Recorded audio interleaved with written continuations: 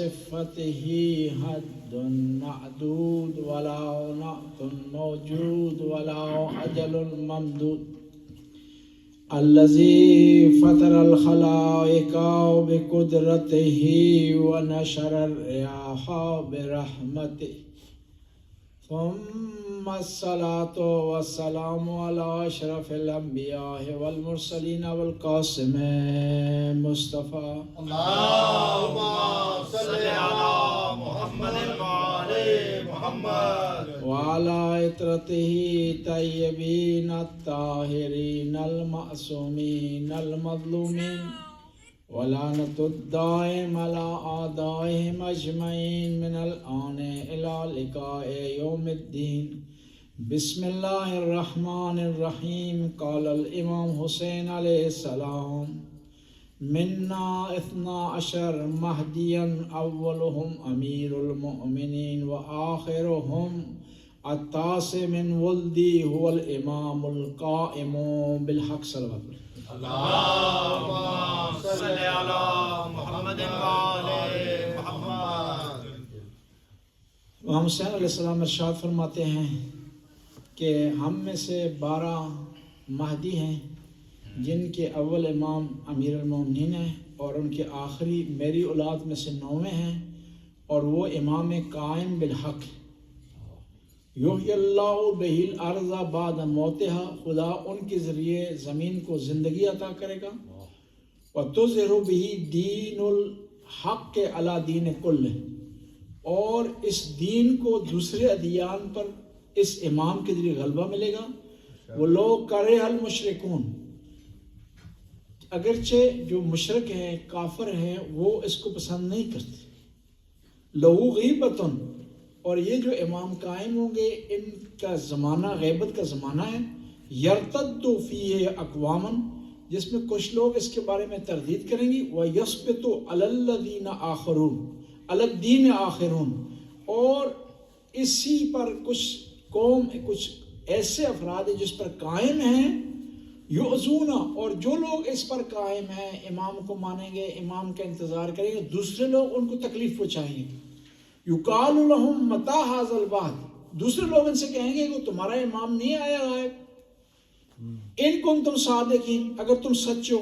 اما الصابر علی غیبتی علی الاذى والتکذیب، وہ لوگ جو کہ غیبت کے زمانے میں لوگوں کے طعنے سنیں گے اور امام کا انتظار کریں گے، وہ کیا ہے کس طرح کل مجاہد بالسیف بین ید رسول اللہ، وہ ان لوگوں کی طرح ہیں جنہوں نے اللہ کے رسول کے ہمراہ جہاد میں شرکت کی. یعنی اتنا بڑا مقام ہے لوگوں کے جو امام کا انتظار کر سکتے. خود انتظار کرنا عبادت ہے. سوال یہ ہے کہ انتظار کرنا کیسی عبادت ہو جائے گی، یہ کس طرح عبادت ہو جائے گی؟ جواب یہ ہے کہ انتظار اس کے تقاضوں کے ساتھ، انتظار کے لیے لوازمات فراہم کرنا، اس کی تیاری کرنا، اور امام جس چیز کو پسند کرتے ہیں اس کو اپنانا، جس چیز کو امام ناپسند کرتے ہیں اس سے دوری اختیار کرنا، اس طرح کا انتظار عبادت ہے. انتظار صرف انتظار نہیں ہے. آپ کسی کا انتظار کر رہے ہوں تو اس کے لیے تیاری کرتے ہیں، اس کے لیے گھر کو سجاتے ہیں، صفائی کا انتظام کرتے ہیں، گھر میں چراغاں کرتے ہیں، اور ہر وہ چیز فراہم کرنے کی کوشش کرتے ہیں جو آنے والے مہمان کو پسند ہو، اور ہر اس چیز سے اجتناب کرنے کی کوشش کرتے ہیں جو آنے والے مہمان کو ناپسند ہے. بعض لوگ ہمارے یہ سمجھ بیٹھے ہیں کہ امام کے آنے کا مطلب یہ ہے کہ امام آئیں گے یہ وہابیوں ناسبیوں سے چھین کر کے ہمارے حوالے کریں گے، ان کو قتل عام کریں گے، ہمارے لیے آسائش فراہم کریں گے، اور امام جب آ جائیں گے تو ہماری مشکلات حل ہو جائیں گے، کام کرنے کی ضرورت نہیں پڑے گی، گھر بیٹھ کر کے ہم کھائیں گے پیئیں گے، اور امام آئیں گے ہر حالت میں ہماری فیور کریں گے. نہیں، ایسا نہیں. اگر اس طرح سمجھ رہے ہیں تو آپ کی حالت کی طلحہ اور زبیر کی طرح. طلحہ اور زبیر نے 25 سال امام کا انتظار کیا، 25 سال، اور مصیبتیں بھی برداشت کی. گھر پر جب حملہ ہوا ہے تو زبیر اندر تھا گھر میں، ताने बर्दाश्त किए हैं, बाइकाट बर्दाश्त किए इन लोगों ने, लेकिन ये ज़हन में था कि जब इमाम आएंगे तो हमें पोस्ट दे देंगे, हमें मकाम दे देंगे, हमसे न पूछ होगी, न पूछेगा, न पूछगछ बिल्कुल नहीं होगी, हम बेहिसाब जितना चाहेंगे हमें माल मिलेगा। लेकिन उन्हें पता नहीं था कि आने वाला आदिल है, इकरा परवर नहीं है, वो रिश्तेदार परवर नहीं है, वो आदिल है, इंसाफ करने वाला है। और ये लोग जो 25 साल तक इंतजार करते रहे, जब इमाम की अदालत अदल कायम हुआ ना, तो इमाम के अदल के सामने नहीं ठहर सके, इमाम के मुखालिफ। हमारा भी ऐसा ही हाल ना हो कि हम सारी जिंदगी इंतजार करते रहें, दुआएं पढ़ते रहें, दुआएं मांगते रहें, आंसू बहाते रहें, लेकिन जब इमाम आए तो इमाम कहें कि आपने सबसे पहले हिसाब देना है, तो आप पीछे हट जाएं, फिर इमाम के मुखालिफ बन जाएं। क्यों? इमाम के साथ किसी की रिश्तेदारी नहीं है, उनकी यहाँ अदल में आ रहा है, सगा भाई है, वो दूर हो गया। क्यों? कि इमाम की यहाँ मियार रिश्तेदारी नहीं थी। उसके मुकाबले में कौन नजदीक आ गया? मालिक अशतर नजदीक आ गए, मोहम्मद बिन अबी बकर नजदीक आ गए, अबू राफी नजदीक आ गए, अम्मार यासर नजदीक आ गए, अवैस करनी नजदीक आ गया, रिश्तेदारी ना होने के बावजूद भी। बस इमाम के आने के लिए पहली शर्त यह है कि इंसान इमाम के अदल के लिए अपने आप को तैयार करे, कि इमाम हमसे क्या चाहते हैं, हमसे क्या डिमांड है इमाम की। और फिर ये भी याद रखें ना, इमाम को आपकी जरूरत नहीं है, आपको जरूरत है। इमाम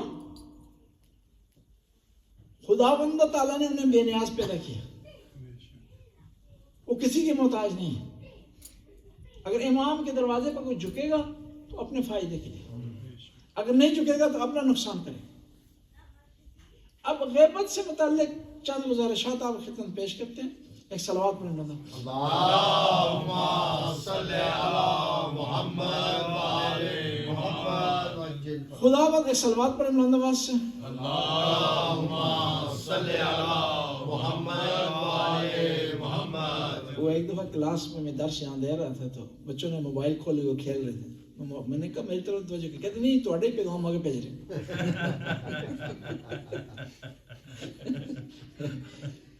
इमाम ये खुदावंद ताला ने इंसान की हिदायत के लिए 3 इंतजाम किए। अंबिया मासूमीन भेजे, दूसरा किताबें नाज़िल की, तीसरा अक्ल सलीम इंसान को दी। और ये सारे जो मुआरिफ, सारी जो तालीमात, चाहे किताब की सूरत में आई हो, चाहे अंबिया की सूरत में आई, चाहे इंसान ने अक्ल के जरिए दर्ज की हो, ये सारी मालूमात, सारे मुआरिफ, सारी तालीमात 2 तरह की, महसूस है और माकुल। आसान कर दो, महसूस है यानी आंख से आप देख सकते हैं, जबान से आप चख सकते हैं, कानों से सुन सकते हैं, यानी आप उसका मुशाहिदा कर सकते हैं। कुरान है, महसूस है, दिखाई देता है, किताब है, साइज मुख्तलिफ हो, वजन मुख्तलिफ हो सकता है, छोटा लिखें तो कम सफ़ों में आएगा, खुला करके लिखें तो ज़्यादा सफ़ों में आएगा, बड़े सफ़े कर लेंगे तो सफ़े कम हो जाएं। आजकल तो माशाअल्लाह मोबाइल में भी है, ये लैपटॉप में भी है। ये क्या है? तालीमात का एक मजमूआ है, लेकिन महसूस है, आप इसे दर्क कर सकते हैं, देख सकते हैं। अल्लाह के नबी आए, उन्होंने बयान किए, स्पीच दिए, लोग उनको सुनते थे, देखते थे, दर्क करते थे, समझते थे। लेकिन इन्हीं तालीमात में से कुछ तालीमात ऐसी हैं, कुछ फिनोमेनस ऐसे हैं कि जिसको आप देख नहीं सकते। अब सवाल ये बताएं, जिसको आप देख नहीं सकते, आया उसमें नक्स है, उसमें ऐब है, या आप में ऐब है? ऐब आप में है, उसमें नहीं है। सही? अब इस फजा में कितनी लहरें मौजूद हैं, कितनी आवाजें हैं, आप नहीं सुन सकते, کیونکہ آپ کو مکمل کرنے کے لیے آپ کے پاس وہ موبائل نہیں ہے، یہ جو یہاں بھی بعض کا مومنین اور بچے کھول لیتے ہیں، ہماری تقریر کی بجائے اس کو دیکھتے رہتے ہیں. یہ صلوات پڑھنا دعا. اللہم صلی علی محمد وآل محمد. یعنی آپ کو مکمل کرنے کے لیے، آپ کا یہ نقص برطرف کرنے کے لیے، تاکہ آپ سن سکیں اس آواز میں جو سوزاب میں لے رہے ہیں ایک آلے کی جس کا نام ہے موبائل، آپ کو چاہیے. یعنی آپ اگر نہیں دیکھ رہے تو نقص آپ میں ہے. بس میں عرض کر رہا تھا کہ اسلامی معارف میں کچھ چیزیں ایسی ہیں، تعلیمات جو کہ دکھائی نہیں دیتی، حس نہیں کی جا سکتی، تجربے سے آپ کے لیے ثابت نہیں ہو سکتی، لیکن ان کے آثار دکھائی دیتے ہیں. بس محسوس وہ ہے جسے آپ حس کر سکیں، معقول وہ ہے جس کو آپ حس نہیں کر سکتے، جج نہیں کر سکتے، دیکھ نہیں سکتے، سن نہیں سکتے، لیکن اس کے آثار ہوتے ہیں. آثار کے ذریعے آپ اسے چیک کر سکتے ہیں. خدا آپ کو دکھائی نہیں دیتا، آپ خدا کو ڈائریکٹ سن نہیں سکتے، لیکن اس ہستی کے آثار ہیں. یہ ہواؤں کا چلنا، یہ پہاڑوں کی بلندی، یہ درختوں کا بلند ہونا، یہ موسموں کا چینج ہونا، سورج کا نکلنا اور ڈوب جانا، چاند کا نمودار ہونا، ستاروں کا ابھر کر سامنے آ جانا، یہ سارے آثار ہیں جو ہمیں بتا رہے ہیں ان کا کوئی بنانے والا ہے. وہ کون ہے؟ وہ طاقتور ہے. وہ کون ہے؟ علی کل شیء قدیر ہے. لیکن آپ لا یدرکہ الابصار، لیکن آنکھیں آپ کی اس کو نہیں دیکھ سکتی. آپ تو دور کی بات ہے، موسیٰ جیسا نبی نہ دیکھ سکا. لن ترانی یا موسیٰ، جب وہ نہ دیکھ سکا. کسی نے امیر المومنین سے سوال کیا کہ مولا کیا آپ نے خدا کو دیکھا ہے؟ فرمایا کہ میں اس خدا کی عبادت ہی نہیں کرتا جس کو میں نے دیکھا ہوں، لیکن آنکھ سے نہیں دل سے دیکھتا ہوں. دل سے اس سے ہم کلام ہوتا ہوں. کیا بات ہے. دل سے اس سے ہم کلام ہوتا ہوں. دیکھنا ہی تھا کہ جب سوار ہوتے تھے، ان کا سوار ہونا مکمل نہیں ہوتا تھا، قرآن کی تلاوت مکمل ہو جاتی. یہ دیکھنا ہی تھا کہ ایک پاؤں مدینے میں ہے، دوسرا پاؤں خیبر میں. یہ دیکھنا ہی تھا کہ فرماتے ہیں کہ ما قلعۃ الخیبر بقوت جسمانی بل قوت الرحمانی. میں نے خیبر کے دروازے کو جسمانی قوت سے نہیں اکھاڑا بلکہ اللہ کی قوت سے اکھاڑا. نعرہ حیدری. بس اللہ کو آپ نہیں دیکھ سکتے، اور یہ نقص آپ میں. اللہ کو آپ نہیں دیکھ سکتے. اور کون سی چیزیں دکھائی نہیں دیتی؟ فرشتے دکھائی نہیں دیتے. کسی نے دیکھا فرشتے پہ؟ اگر ملک الموت کو دیکھ لیتے آپ تو مرنے سے پہلے ہی کام ہو جاتا. یہ ملک الموت تھی، خدا کی طرف سے ڈیوٹی لگی ہے. لوگ بڑے تنگ ہیں، لوگ سمجھتے ہیں کہ یہ ہمارا دشمن ہے، یہ پھندا لے کے پھر رہا ہے، جہاں کوئی قابو آ جائے وہیں اس کے گلے میں ڈال دیتا ہے. جی نہیں، اس کو خدا کی طرف سے ڈیوٹی ہے، اور اس پر یقین رکھنا ایمان کا حصہ ہے. جو آدمی یقین نہ رکھے کہ ملک الموت ہے، اسرائیل ہے، یقین نہ رکھے تو ایمان سے خارج ہو جائے گا. جب ملک الموت سے متعلق یقین ضروری اور واجب ہے تو امام زمانہ سے متعلق یقین آپ کو کیوں نہیں ہے؟ امام زمانہ سے. اب بعض کا لوگ سوال کرتے ہیں کہ شیعہ عریضہ لکھتے ہیں. جی امام زمانہ، فرق یہ ہے کہ موسیٰ بھی عریضہ دیتے تھے، وہ جا کر وہاں دیتے تھے، یہاں بیٹھ کے بھی یہاں دیتے تھے. اور پھر کہتے ہیں کہ پانی کے حوالے کر دیتے ہیں. جب موسیٰ کی ماں پانی کے حوالے کر سکتی ہے تو ہم بھی کر سکتے ہیں.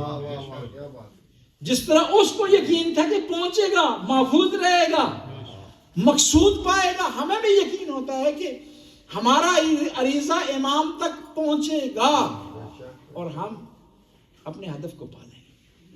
اب سوال ہی پیدا ہوتا ہے کہ ہمارے دل میں جب خواہش آتی ہے، امام جان لیتے ہیں، پھر لکھنے کی کیا ضرورت ہے؟ لکھنا ہے اہتمام حجت کے لیے. عریضہ اس لیے لکھتے ہیں کہ اہتمام حجت کے لیے لکھتے ہیں.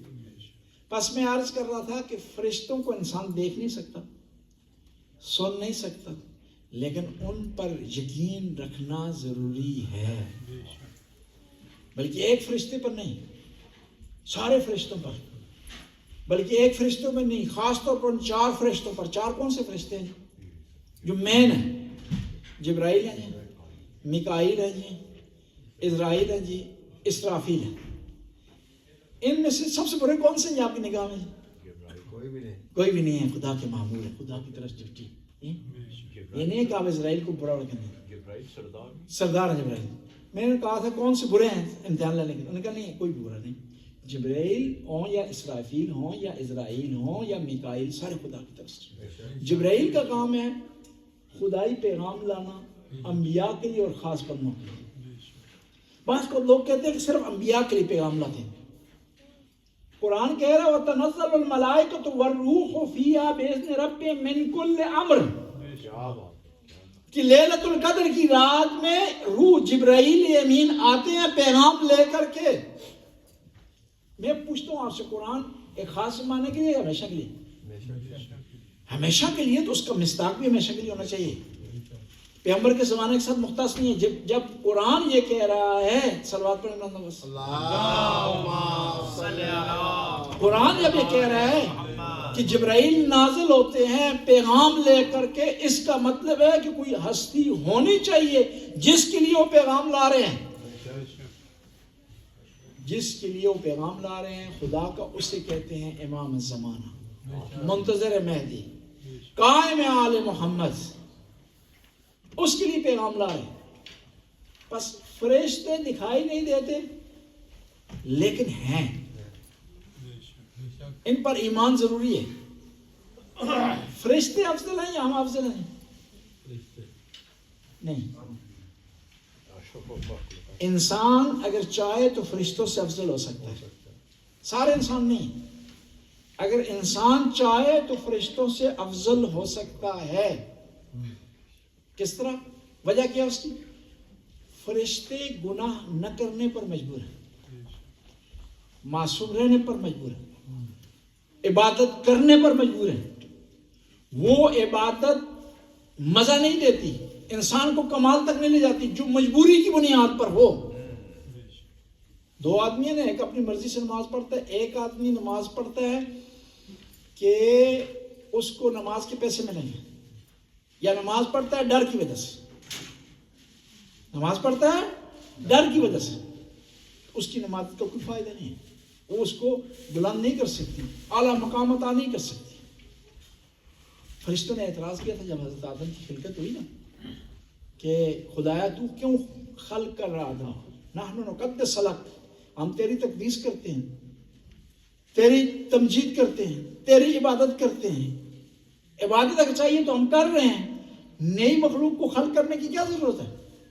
تو خدا کا جواب ہوا کہ جو میں جانتا ہوں تم نہیں جانتے ہو. وَعَلَّمَ آدَمَ الْأَسْمَاءَ كُلَّهَا ثُمَّ عَرَضَهُمْ عَلَى الْمَلَائِكَةِ، کہ وہ اسماء پیش کیے گئے، سکھائے گئے کس کو؟ آدم کو. پھر کہا فرشتوں کے کہ تم بتاؤ کہ اسماء کیا ہیں. فرشتے نہ بتا سکے، آدم نے بتا دیا. اب وہ اسماء کون سے تھے؟ اس کے بارے میں دو تعویلیں ہیں، اور قرآن کے کئی معنی ہیں، اس میں کوئی حرج نہیں. ایک آیت کے کئی معنی ہو سکتے ہیں. میں مثال کے ذریعے آپ کے خدمت میں عرض کرتا ہوں، پھر فرشتوں کی بحث پر آئیں گے انشاءاللہ. گھبرائیں نہ انشاءاللہ. صلوات پڑھیں. اللہم صلی علی محمد وعلی محمد. اس پھر دوبارہ صلوات پڑھیں.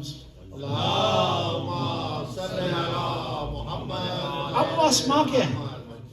اسماء کی دو تعویل ہیں. ایک تعویل یہ ہے کہ وہ اسماء پنجتن پاک کے تھے. وہ اسماء خدا نے حضرت آدم کو سکھایا، فرشتے نہ بتا سکے، آدم نے بتا دیا. دوسرا یہ ہے کہ انسان کے اندر اسماء سے مراد وہ ایبلٹی ہے جو اس کو ترقی کی طرف مائل کرتی ہے، جو دوسری مخلوق میں نہیں ہے. مثال کے ذریعے واضح کروں گا، جو ملائکہ میں نہیں ہے، جو جنوں میں نہیں ہے، جو پرندوں میں نہیں ہے. شہد کی مکھی، اس کا سسٹم بہت زیادہ پیچیدہ ہوتا ہے. اس میں کچھ کارکن ہوتے ہیں، اور ایک جو مین کردار ادا کرنے والی اس میں مخلوق ہوتی ہے، اس کا نام ہے ملائکہ، جسے کہا جاتا ہے یاسوب. عربی میں ملکہ کو کہتے ہیں یاسوب. ملکہ کا کام یہ ہوتا ہے کہ وہ کنٹرول کرتی ہے اپنے کارکنوں کا. تاکہ وہ غلطی کے نہ کرے، خطا نہ کرے. اور ملکہ پہچان کا سبب بنتی ہے، پہچان کا سبب بنتی ہے کہ کون سا کارکن صحیح کام کر رہا ہے، کون سا صحیح کام نہیں کر رہا، کون سا خطا کر رہا. اور ملکہ کو کہتے ہیں عربی میں یاسوب. پیغمبر نے فرمایا یا علی انت یاسوب الدین، اے علی تو یاسوب الدین ہے. مومن اور منافق تیرے ذریعے پہچانے جائیں گے. ہم بھی کہیں گے مولا آپ کی بارگاہ میں ہم حاضر ہیں، ہماری عبادتیں اس قابل نہیں کہ ہم ناز کر سکیں، لیکن اس پر ناز کر رہے ہیں کہ آپ کے شیعہ ہیں.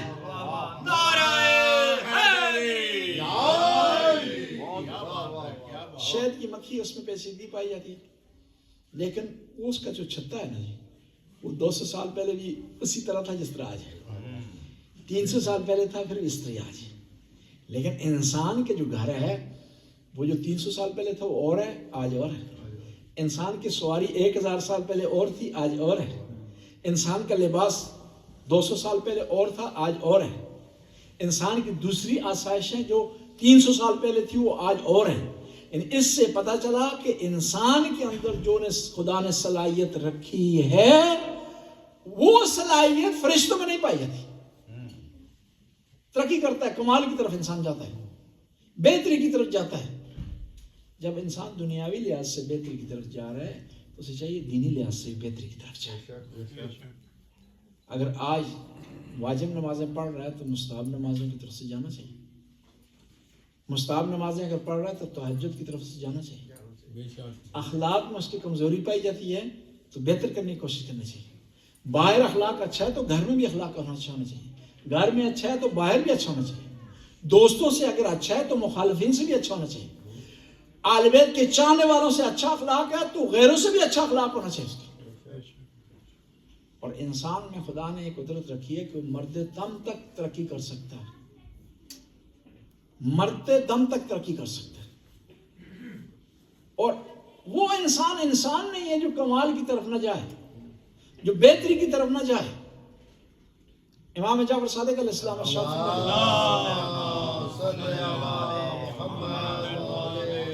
حاسبوا انفسکم قبل ان تحاسبوکم، کہ اپنے نفسوں کا حساب کرو اس سے پہلے کہ حساب تمہارا کیا جائے. اس سے پہلے کہ تمہاری نماز پڑھی جائے اپنی نماز پڑھ لو. اس سے پہلے کہ تم عافیت کا لباس پہن لو، اس سے پہلے کہ کفن جیسا لباس تمہیں پہنایا جائے. وہاں آپ کے مال، آپ کی دولت، آپ کے پیسے، آپ کے تعلقات، آپ کی رشتہ داری آپ کے کام نہیں آ سکتی. وہاں کون سی چیز کام آئے گی؟ آل بیت کی محبت اور آپ کا عمل آپ کے کام آئے گا. پس میں عرض کر رہا تھا کہ فرشتے دکھائی نہیں دیتے لیکن ان پر ایمان لانا ضروری ہے. ایمان نہیں لائیں گے تو آپ مسلمان نہیں کہلائیں گے. پس کیا ہوا؟ غیب پر ایمان لانا ضروری ہے. اور فرشتے آپ کو دکھائی نہیں دیتے، اور نہ دکھائی دینا یہ آپ کا نقص ہے. کچھ ہستیاں ایسی ہیں جن کو فرشتوں نے دیکھا، فرشتوں نے ان کو دیکھا، انہوں نے فرشتوں کو دیکھا. بلکہ نہ فقط دیکھا بلکہ فرشتے ان کے گھر کے سامنے سوالی بن کر آگے، درزی بن کر آگے، مانگنے والے بن کر آگے. ایک جملہ عرض کروں کہ آدم علیہ السلام جنت میں تھے تو آرڈر ہوا، غلطی ہوئی، خطا ان سے ہوئی، حکم ہوا خدا کی طرف سے اب جنت سے نکلے. اس میں تشریف لے جائیں جی. جب جا رہے تھے تو خوش ہو گئے، چلو نکل رہے ہیں تو لباس وغیرہ یہیں کے ساتھ لے جائیں گے، باہر اپنی ٹور نکالیں گے. میں اپنی طرف سے بتا رہا ہوں کہ ہم بھی جنت سے آئے، کہہ دیں گے. کہا نہیں رک جاؤ، لباس اپنا اتار دو یہاں پر. کہا کیوں خدایا؟ کہا جنت کا لباس صرف جنت میں استعمال ہو سکتا ہے، باہر استعمال نہیں ہو سکتا. یہ مخصوص ہے اسی جگہ کے لیے. یہ اس سے جگہ یہاں جو رکھی ہوئی ہے گھر نہیں لے جا سکتے جی. ہمارے گاؤں میں ایک دفعہ وہ مسجد کی اینٹیں لائے گی، سارے لوگ اٹھا کے لے گئے. وہ پوچھے گئے کیوں؟ کہا تبرک کے طور پر لے جا رہے ہیں جی. یہاں بھی مومنین باز کر بغیر لکھائے ہوئے کتاب لے جاتے ہیں وہاں سے، لاوارث سمجھ لیجیے، پھر واپس بھی نہیں لاتے. کئی ایسے افراد ہیں یہاں سے کتاب لے گئے ہیں، خود یہاں سے چلے گئے دوسرے ملکوں میں، کتاب واپس ہی نہیں لائے.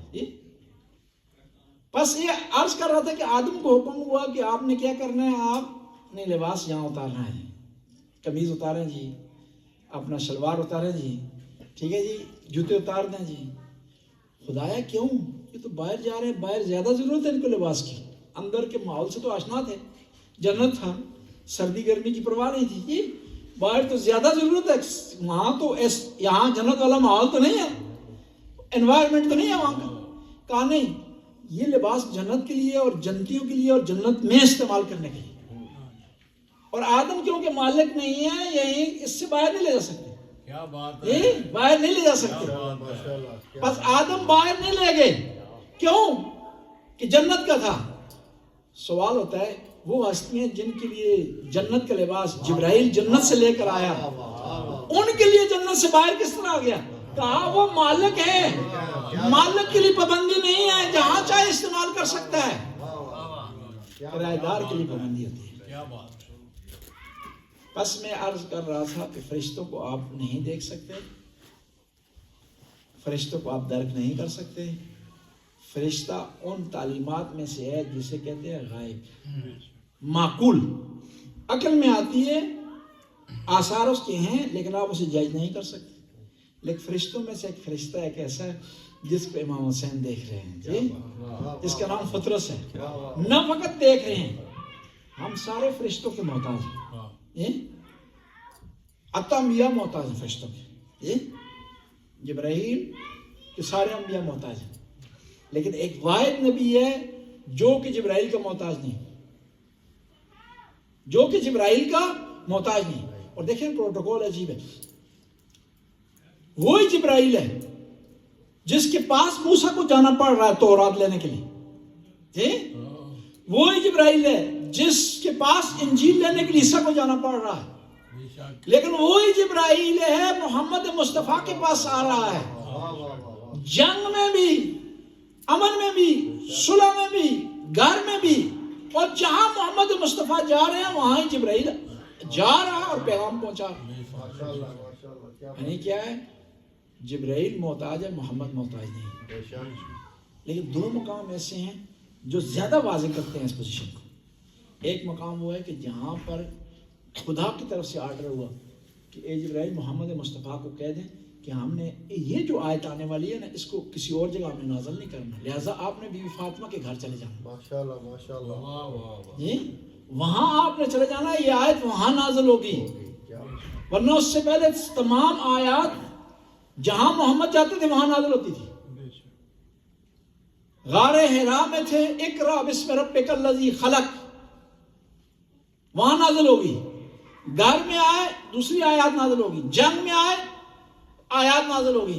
جہاں جہاں محمد جا رہے ہیں وہاں آیات جا رہی. لیکن ایک آیت ایسی ہے، اس آیت کا اتنا بڑا مقام ہے، اور بی بی کا مقام واضح کرنے کے لیے خدا نے کہا کہ محمد آج ایسا نہیں ہوگا، آپ فاطمہ کے گھر جائیں، یہ آیت وہاں نازل ہوگی. جب وہاں پر یہ سارے اکٹھے ہوئے تو آیت نے اس طرح کہا انما یرید اللہ لیذھب عنکم الرجس اہل البیت ویطہرکم تطہیرا. اللہم صلی علی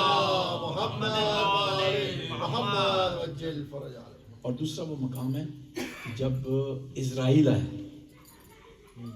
اور اسرائیل جس کسی کے پاس جاتا ہے نا تو پہلے پیغام نہیں دیتا کہ آپ کو ای میل کرے، ایس ایم ایس بھیج دے کہ بھئی میں آ رہا ہوں تکڑا ہو جا. جی ایسا نہیں کرتا ہوں. لیکن واحد ہستی ہے جس کے گھر پر آ کر دروازہ کھٹکھٹاتا ہے، اجازت لیتا ہے. ایک دفعہ دروازہ کی آواز آئی تو بی بی نے کہا کہ جو کوئی بھی ہے چلا جا. میرے والد گرامی ان کی طبیعت ٹھیک نہیں. جب تیسری بار ہوئی نا تو پیغمبر نے فرمایا فاطمہ سے آنے دو. یہ وہ ہے کسی کے یہاں جانے کے لیے اجازت نہیں لیتا. یہ تیرے گھر کی برکت ہے کہ جہاں اسرائیل آنے کے لیے اجازت مانگتا ہے. بس میں عرض کر رہا تھا کہ فرشتے خدا کی ایک مخلوق ہیں، دکھائی نہیں دیتے، اس کے باوجود ہمارے لیے ضروری ہے کہ ہم ان پر ایمان لائیں. جن دکھائی نہیں دیتے، یہ دکھائی دے نا تو آپ ڈر ہی جائیں، جی پریشان ہو جائیں. اور بعض اوقات کئی ایسی چیزیں ہوتی ہیں نا وہ بیچارے جن کرتے بھی نہیں، اپنی طرف سے لوگوں کے تھوم دیتے ہیں. ٹھیک ہے، یہ لڑکا عاشق ہو گیا، اب اپنے مطلوب تک نہیں پہنچ رہا تو گھر والوں کو ڈرانے کے لیے بہانہ کرتے مجھے جن آ گئے جی، اور آوازیں نکالے گا جی میں جن ہوں، ٹھیک ہے، میں وہ جو اوقاف سے آیا ہوں، کوکاف سے آیا ہوں جی، ٹھیک ہے، ہم نے اس کو چھوڑنا نہیں ہے جی جب تک آپ اس کے مطالبات پورے نہیں کریں گے۔ بہت سارے ایسے کام ہیں جو بیچارے جنہوں کو پتہ ہی نہیں ہے، وہ قیامت کے دن شکایت کریں گے جو لوگوں نے ان کے ذمہ لگا دی۔ کام نہیں کر رہا، ہنر نہیں سیکھا، گھر میں سویا ہوا ہے، تو بہانہ کیا ہے، یہ جن چڑھ گئے اس لیے کام نہیں مل رہا، اس کے جادو ہو گیا، اس کو کام نہیں مل رہا جی۔ گھر سے نکلو گے تو تب جو جادو اترے گا نا، تب جنوں سے چھٹکارا ملے گا۔ بہت سے ایسے کام جن کو نہیں دیکھتے لوگ، لیکن اس پر ایمان رکھنا ضروری ہے۔ اب سوال ہی پیدا ہوتا ہے کہ جو چیز دکھائی نہیں دیتی اس پر کیوں ایمان رکھیں ہم؟ اس کی دلیل کیا ہے؟ دنیا میں بہت سی ایسی چیزیں دکھائی نہیں دیتی لیکن وہ وجود رکھتی ہیں۔ آپ کا روح ہے، روح کسی نے دیکھا ہے؟ نہیں دیکھا۔ یہ جو ہم چل رہے ہیں پھر رہے ہیں، یہ روح نہیں ہے، روح کے آثار ہیں۔ آثار اور ہوتے ہیں، خود وہ چیز اور ہوتی ہے۔ روح ہے، دیکھ نہیں سکتے آپ اس کو، درک نہیں کر سکتے اس کے، اور اس کے بغیر آپ کا چارہ بھی نہیں آپ، لیکن یقین رکھنا ضروری ہے روح پر۔ کیوں رکھنا ضروری ہے؟ کیوں؟ قرآن نے کہا، حدیث نے کہا، آثار ہم اس کے دیکھتے۔ پس میں عرض کر رہا تھا کہ خدا کے وجود پر ہمارے پاس دلائل ہیں، دیکھ نہیں رہے پھر بھی یقین کرنا ضروری ہے۔ فرشتوں کے وجود پر ہمارے پاس دلائل ہیں، قرآن نے کہا، دیکھ نہیں رہے پھر بھی ہمیں یقین کرنا ضروری ہے۔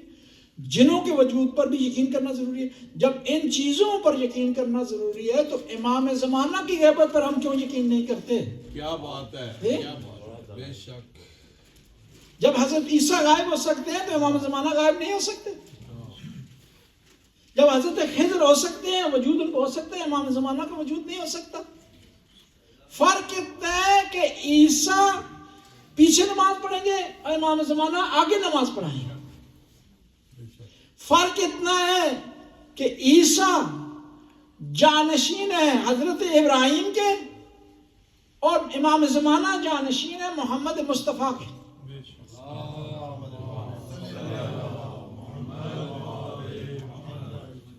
امام زمانہ سے متعلق ایک اور بحث ہے کہ جو سمجھنے کی ضرورت ہے۔ ان میں سے ایک بحث یہ ہے کہ ہم جو امام زمانہ کا جو انتظار کر رہے ہیں، اس سے کیا مراد ہے؟ اکثر لوگ غلط فہمی کا شکار، لوگ یہ سمجھتے ہیں کہ ہم نے کچھ بھی نہیں کرنا، ہم ہاتھ پر ہاتھ رکھ کے بیٹھ جائیں، امام زمانہ آئیں گے سب کچھ ٹھیک کر دیں گے۔ لوگ خود بخود نماز پڑھنا شروع کر دیں گے، حج بجا لانا شروع کر دیں گے، ظلم ختم ہو جائے گا، عدل انصاف قائم ہو جائے گا۔ یہ اس قسم کی سمجھ، اس قسم کی درک، اس قسم کی سوچ و سمجھ، یہ صحیح نہیں۔ آپ نے کوشش کرنی ہے، پھر امام زمانہ تشریف لائیں گے، پھر امور آگے بڑھیں گے۔ یہ ذرا امپورٹنٹ ہے۔ اور پھر یہ ایک اور چیز ضروری ہے کہ بعض لوگوں نے حدیثیں گڑھ لی ہیں اور پھر اس حدیثوں کے بنیاد پر معاشرے کو ایک غلط سمت کی طرف لے جا رہے ہیں۔ ان میں سے ایک یہ ہے کہ امام زمانہ سے پہلے جو بھی پرچم اٹھائے گا، جو بھی قیام کرے گا، جو بھی حکومت قائم کرنے کی جو کوشش کرے گا، وہ باطل پر ہے۔ ایسا نہیں ہے کہ جو آدمی بھی اٹھتا ہے، کوشش کرتا ہے، اسٹرگل کرتا ہے، پرچم اٹھاتا ہے، کوئی حکومت قائم کرتا ہے، امام زمانہ علیہ السلام کہ راستے پر، اس میں کوئی عرض نہیں ہے، بلکہ یہ عبادت ہے، بلکہ یہ ثواب ہے، اس سے آپ کو اجر ملے گا۔ اور ہمارے یہاں یہ ہے کہ ہر ظالم کی حکومت ہم قبول نہیں کرتے۔ یہ اہل سنت میں ہے، الحق مع من غلب، جس کے پاس پاور آ گئی وہی حق پر ہے، اور وہ اولی الامر ہے، اس کے خلاف اٹھ نہیں سکتے، اس کے خلاف آپ بول نہیں سکتے، اس کے خلاف جدوجہد آپ نہیں کر سکتے۔ ایسا نہیں ہے۔ ایک اور امپورٹنٹ چیز یہ ہے کہ بعض لوگوں نے سمجھا کہ امام زمانہ آئیں گے تو تلوار کے ذریعے قتل عام کریں گے۔ ایسا نہیں ہے، وہ اپنے نانا سے زیادہ مہربان ہے، رحمت للعالمین کی جانشین ہے۔ کیا بات ہے، کیا بات ہے۔ اور کہا جاتا ہے کہ بھئی امام زمانہ آئیں گے خون خرابہ کریں گے، اتنے قتل ہو جائیں گے۔ نہیں، امام زمانہ مہربانی، پیار و محبت سے دین کو پھیلائیں گے۔ میں ایک دفعہ چلا گیا ادھر ڈنمارک، محرم پڑھنے کے لیے. وہاں وہ ایک کوئی امام بارگاہ ہے، اس کا نام ہے بیت الحزن. وہاں سے ایک ملنگ آیا ہوا تھا، تو میں امامے کے ساتھ نکلا تو فوراً آیا، میرا گردن چومنے لگا میرا یہاں سے نا. مجھے نام اس کا بھول گیا، نام بھی بتانے میں کوئی آ رہی نہیں، ایسے لو آدمی کو. وہ میری گردن چوم رہا تھا. کسی نے کہا کیوں چمکائے تھے؟ امام زمانہ دی تلوار چلے گی. میں ساری زندگی وقف کر دیتی ہے امام زمان واسطے. وطن تو بے وطن ہو گیا، پوکھاں کٹیاں درس حاصل کرنے واسطے. تو میرے تے کیوں چلاؤ گے تیرے تے جنہوں وضو کوئی نہیں آتا، جنہیں کپڑے نمازی نہیں رکھ سکتا. ٹھیک ہے، میرے تے کیوں چلاؤ گے؟ تم نے غلط سمجھا ہے. تجھ پہ چلے گی جو تم نے اپنی طرف سے ایک نیا دین بنا لیا ہے، ایک نئی شریعت بنا لی ہے. مجھ پر کیوں چلائیں گے امام زمانہ؟ میں تو ان کی حدیثیں پڑھتا ہوں، میں تو ان کی تبلیغ کرتا ہوں، ان کے پیغام کو لوگوں تک پہنچاتا ہوں. یعنی بعض اوقات اپنے آپ کو بری و ذمہ کرنے کے لیے لوگ دوسرے پر پاسیں ڈال دیتے ہیں. یہ مشہور کیا ہوا ہے جی کہ امام زمانہ آئیں گے تو پتہ نہیں کتنے ہزار مولویوں کا قتل عام کریں گے. وہ بھی مولویوں کو کیوں کریں گے؟ ذاکروں کا کیوں نہیں کریں گے؟ مولویوں کو کیوں کریں گے؟ یہ ملنگوں کا کیوں نہیں کریں گے؟ یہ بدعتیوں کو کیوں نہیں کریں گے؟ غالیوں کا کیوں نہیں کریں گے؟ جو امام کے نام کو غلط استعمال کرتے ہیں ان کو کیوں نہیں کریں گے؟ یہ جو چرس کا سوٹا لگا کر کے ماتم کرتے ہیں اور جب تک 5-10-15 گرام افیون نہ کھائیں تو ان کو ماتم کا چس نہیں آتا، ان کو کیوں نہیں کریں گے؟ ان کی گردن کیوں نہیں اڑائیں؟ صحیح بات. امام اہل بیت کی تعلیمات واضح ہیں. آپ ایک عالم دین کو امامے کے ساتھ کھڑا کریں، ساتھ وہ آدمی کہ جو علماء کا دونوں کو کھڑا دیں، دیکھیں کس کی شباہت ہے امام زمانہ سے، کس کا لباس امیر المومنین سے ملتا جلتا ہے، کس کی سادگی پیغمبر سے ملتی جلتی ہے، کس کا اخلاق امام جعفر صادق سے ملتا جلتا ہے. یہ دیکھنا ہے ہم نے. یہ تو نہیں دیکھنا اپنی طرف سے ایک دین بنا لیں، اپنی طرف سے ایک روش بنا لیں، اپنی طرف سے ایک طریقہ کار ہم بنا لیں اور اس کو پھر لاگو کریں اور جو اس کا مخالف اس کو برا بلا کہنا شروع کر دیں، پھر اس پر تبرے ٹھوکنا شروع کر دیجیے. اور بعض کا عجیب ہے، یہ تبرے تھے منکرین اہل بیت کے لیے، ہمارے بعض کو مومنین ایک دوسرے کو ٹھوکنا شروع کر دیتے. ہم نے اہل بیت سے محبت اس طرح کرنی جس طرح اہل بیت نے ہمیں درس دیا ہے. اپنی طرف سے کوئی معیار مقرر نہیں کرنا. عجیب ہے، ایک آدمی غلط ہے اور پھر اپنے آپ کو صحیح سمجھ کر کے اس کو معیار بنا کر دوسرے شیعوں کو کرٹیسائز کرتا ہے. یہ صحیح نہیں. معیار اپنی طرف سے ہم نے نہیں بنانا. اور معیار مقرر کرنے کے لیے اہل بیت کی سیرت ہے، ہمارے لیے کتابوں میں موجود ہے کہ اہل بیت کی سیرت کس طرح تھی، ہم نے کس طرح ان کے نقش قدم پر چلنا ہے. بس میں عرض یہ کر رہا تھا کہ یہ جو کہا جاتا ہے کہ امام زمانہ آئیں گے اور تلوار کے ذریعے دین کو پھیلائیں گے، یہ بات صحیح نہیں ہے. ہاں، ظالموں کے خلاف لڑیں گے، کرمنلز افراد کے خلاف لڑیں گے، تلوار اٹھائیں گے، لیکن بے گناہ کوئی بھی نہیں مارا جائے گا، کیونکہ یہ پوتے ہیں اس ہستی کے. کیا بات ہے. جو تلوار چلانے سے پہلے 7 نسلیں دیکھ لیا کرتی تھی. بے شک. ایک دفعہ مالک اشتر مولا میرے مامنی کی خدمت میں حاضر ہوئے کہ مولا آج آئیں چیک کرتے ہیں، میں نے زیادہ قتل کیے، آپ نے کم کیے. تو مولا نے کہا تیرے قتل کرنے اور میرے قتل کرنے میں بڑا فرق ہے. میں 7 نسلیں دیکھتا ہوں، 7 نسلیں دیکھتا ہوں، اور اس کے بعد مجھے جب یقین ہو جاتا ہے کہ 7 نسلوں تک کوئی بھی مومن نہیں آئے گا، اس کے بعد جو ہے میں ایسا کرتا ہوں. اور ہوا اس طرح. دیکھیں محمد بن ابی بکر، کتنی عظیم ہستی محمد بن ابی بکر. کہاں کا رشتہ ہے، کہاں رشتہ داری ہے، کہاں وراثت ہے، اور کتنا عظیم بن گیا کہ بنی ہاشم کو پیچھے چھوڑ. فرمایا محمد ابنی من صلب ابی بکر، کہ محمد تربیت کے لحاظ سے میرا بیٹا ہے، صلبی لحاظ سے ہوا. اور اتنے بڑے ہو گئے اور محمد اتنے عظیم ہو گئے کہ امام جعفر صادق جیسی ہستی ارشاد فرماتی ہیں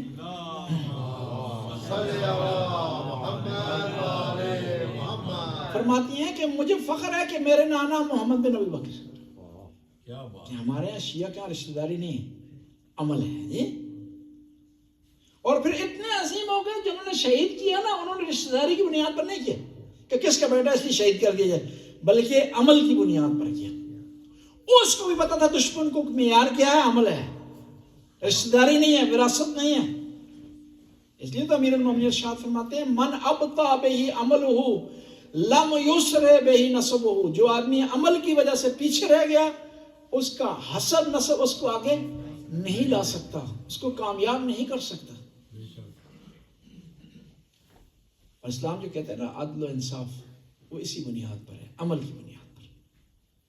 عمل اچھا کریں گے تو آپ منتظرین میں سے کہلائیں گے، عمل اچھا کریں گے امام زمانہ کے محبین میں سے کہلائیں گے، عمل اچھا کریں گے تو آپ کو شمار ان 313 افراد میں سے ہو سکتا ہے جو امام زمانہ کے جنرل ہوں گے، کمانڈر ہوں گے، مین افراد ہوں گے.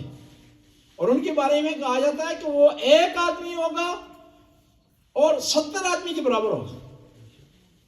انہیں بتایا جا رہا ہے کہ اتنی ان میں طاقت ہوگی، اتنی ان میں جدوجہد ہوگی، اتنی ان میں کوشش ہوگی، سست نہیں ہوں گے، بہانے نہیں کریں گے. جس طرح ہم بہانے کرتے ہیں، جی کیوں نہیں آیا جی آج موسم خراب تھا جی، کیوں نہیں جی آج ورکنگ ڈے تھا جی، پروگرام میں کیوں نہیں آئے جی آج جو ہے دیر سے کام جا رہی تھی، کیوں نہیں آئے جی گاڑی کی ہوا نکل گئی تھی جی، ٹھیک ہے جی، کیوں نہیں آئی تھی جی گاڑی پنچر ہو گئی تھی، گاڑی خراب ہو گئی تھی. میں آپ سے پوچھتا ہوں، آپ کو ڈاکٹر کے پاس جب ٹائم ہو تو وہاں یہ مسائل پیش آ جائیں تو پھر بھی ڈاکٹر کو یہی کہہ دیتے ہیں اور چھٹی کر دیتے ہیں، نہیں جاتے وہاں پر ایسا نہیں کرتے ہیں. تو پھر امام کے کام کو پھر لائٹ کیوں لیتے ہیں؟ یہ پروگرام میں شرکت کو کیوں لائٹ لیتے ہیں جی؟ جو آپ کی دنیا بھی سنوارنے والی ہے، آخرت بھی سنوارنے والی.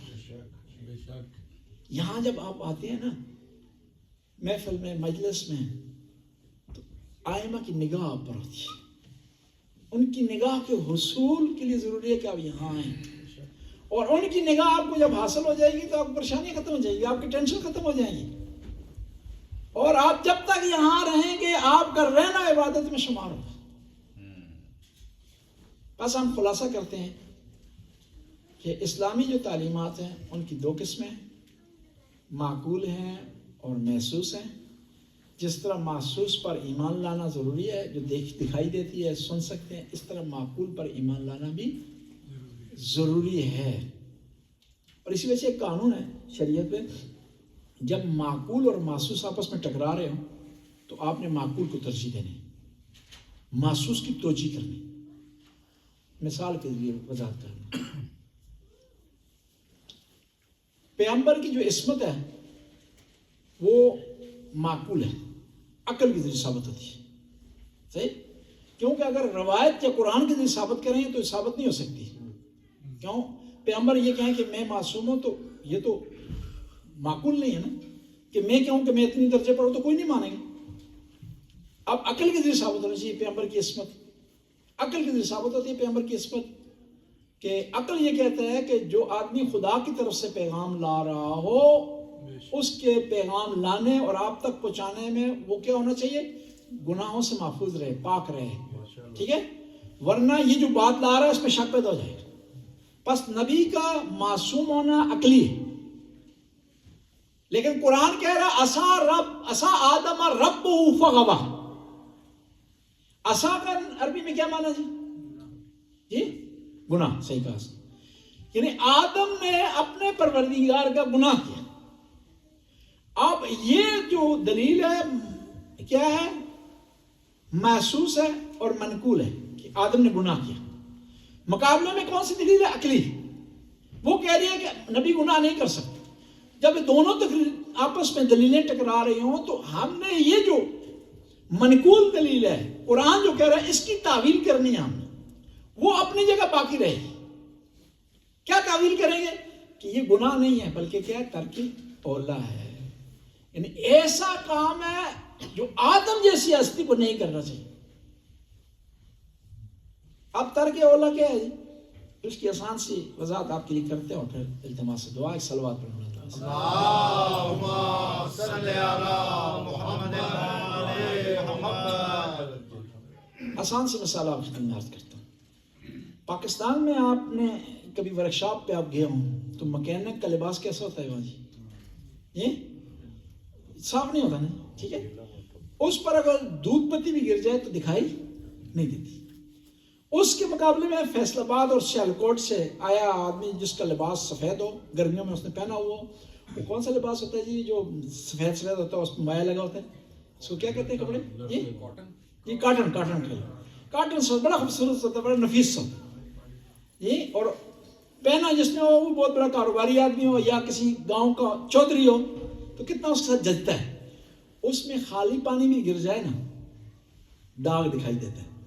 مکینک کے لباس پر دودھ پتی بھی گر جائے تو دکھائی نہیں دیتی, لیکن اس مایا لگے ہوئے لباس کاٹن کے لباس پر اگر خالی پانی, خالص پانی, معمولی پانی بھی گر جائے تو وہ داغ بن جاتا ہے.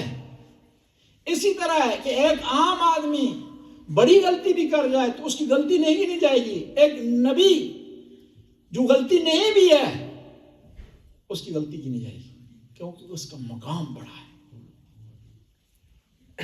بس میں عرض کر رہا تھا کہ یہ جو منقول دلیل ہوتی ہے اس کی تعویل کی جاتی ہے کس کے مقابلے میں؟ معقول کی طرف. بس اس کا مطلب ہے جو چیز معقول ہے, غائب میں ہے, وہ موجود سے زیادہ سٹرانگ ہے. میں آپ سے ایک سوال کرتا ہوں, انبیاء کتنے آئے ہیں جی؟ 1,00,000. ان میں رسول کتنے ہیں جی؟ 313. ان میں اولو العزم کتنے ہیں جی؟ کتاب والے کتنے ہیں جی؟ یہ 1,24,000 پیغمبر بھیجے جا رہے ہیں مختلف کس کو روکنے کے لیے؟ ایک شیطان ہے, ایک اکیلا, اتنے لوگ بھیجے جا رہے ہیں. کیوں اتنا پاورفل ہے؟ کیونکہ غائب میں. شیطان سے آپ دھوکہ کیوں کھاتے ہیں؟ غائب میں. اتنا پاورفل کیوں ہے؟ غائب میں. اور ہر جگہ کیوں ہے؟ کیونکہ غائب میں. اگر دکھائی دے شیطان آپ کو, ٹھیک ہے, تو پھر خطرہ ہی نہیں, پھر ٹینشن ہی نہیں. سامنے آپ 2-4 ہماری سائڈ دکھا لیا بھائی کدھر سی میرے کو آگے نماز چھڑانا سے وہ بات میرے ذہن میں آ گئی نا. یہ عراقی کیا کرتے ہیں, عاشورہ کے دن یہ وہاں پر ایک شمر بناتے ہیں. شمر آتا ہے بچوں کو ڈراتا ہے نا. ہمارے لوگوں کو نہیں پتا کہ یہ اس طرح کرتے ہیں نا. وہ ہندوستان سے ایک مومن آیا کربلا میں, تو وہ شمر ایکٹنگ کر رہا تھا, سامنے ڈرا رہا تھا لوگوں کو. تو کسی نے بتایا کہ شمر ہے, وہ دوڑ گیا چھری لے کر.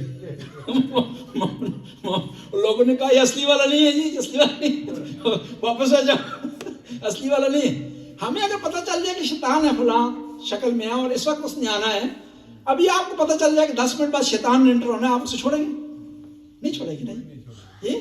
اور یہ پتہ چلے کہ آپ نے جو 2 گھنٹے یہاں عبادت کی اس کو ضائع کرنے کے لیے آ رہا ہے تو سارے لوگ تیار ہو جائیں گے. اور پھر بلکہ کیا ہے, آپس میں مقابلہ کریں گے اس کو مارنے کے لیے. کیا ہے, کمپٹیشن کریں گے کہ اس کو کنکرنسی کریں گے کہ ہم میں سے پہلے کون مارے, زیادہ جوتے اس کو کون مارے گا. اب طاقت کیوں ہے اس کے پاس, پاور اس کے پاس کیوں ہے کہ اتنی کتابیں بھیجی جا رہی ہیں, اتنے نبی بھیجے جا رہے ہیں, اور پھر مختلف عہدوں والے نبی بھیجے جا رہے ہیں, اتنی قربانیاں دی جا رہی ہیں. 1,24,000 پیغمبر صرف آئے نہیں ہیں, قربانیاں بھی دی انہوں نے, کیونکہ طاقتور ہے, غیب میں ہے. اور اس پر یقین اور ایمان لانا بھی ضروری ہے. ایمان کا مطلب یہ نہیں ہے کہ شیطان پر آپ اس کی پیروی شروع کر دیں. ایمان یہ ہے کہ یہ یقین رکھنا کہ شیطان ہے, دھتکارا ہوا ہے, ملعون ہے. افسوس کی بات ہے کہ مسلمان شیطان پر تو یقین رکھ لیتا ہے, لیکن خدا کا خاص بندہ جو شیطان کے مقابلے کے لیے بھیجا گیا, شیطان کو آخری شکست دینے کے لیے بھیجا گیا, اس پر یقین نہیں رکھتے.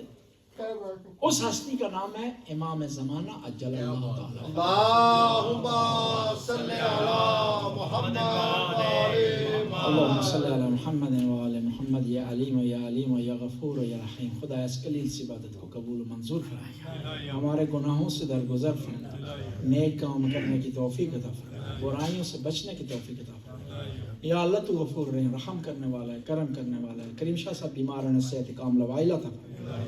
حاضرین میں جو بیمار ہیں صحت کاملہ عطا فرمائے. یا اللہ حاضرین کی توفیقات میں اضافہ فرما, رزق میں وسعت عطا فرما, اولاد کو نیک اور صالح بنا, مرحومین کی مغفرت فرما, ان کے درجات کو بلند فرما. ربنا آتنا فی الدنیا حسنہ وفی الآخرۃ حسنہ وقنا عذاب النار. آخر میں دعا امام زمانہ پڑھتے ہیں. بسم اللہ الرحمن الرحیم.